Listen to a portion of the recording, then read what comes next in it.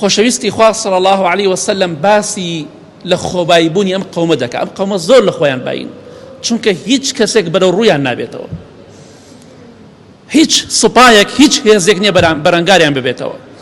خۆشەویستی خوا فەرمی صلی الله عليه وسلم ئەوەندە لە خۆیان باین و لوودبەرزن یەئجوج و مەئجوج،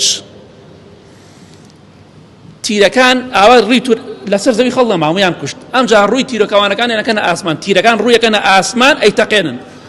کاتێککە سبحان الله تیرەکان دێتە خوارەوە، پێغەمبەری خوا فەرموویە صلی الله عليه وسلم خوێنی لێ ئەتکێ، وەکو فیتنەیە خوای گەورە ئەویان بۆ دەکات.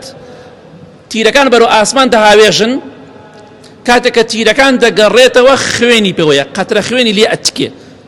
ئەڵێن چی؟ ئەڵێن قەهەرنا ئەهل الأرض وعلونا ئەهل السەما.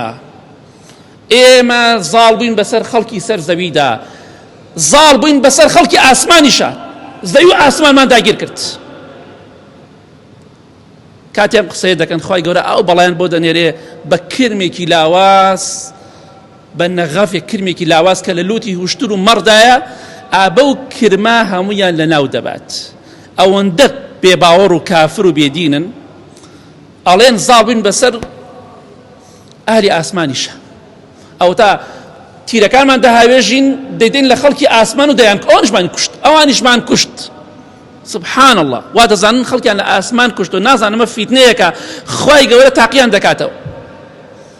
کەواتە ئەم حەدیسەی پێغەمبەری خوا صلی الله عليه وسلم بەڵگەیە لەسەر ئەوەی لە کاتی یەئجوج و مەئجوج و دەجالە تەکنەلۆژیا نامێنێ، تەیارە، دەبابە، مەدفەعی، تفەنگ، دەمانچە، یەک شتێک نامێنەمانە، چونکە ئەمان بە تیر شەڕەکەن، بەڕم شەڕەکەن.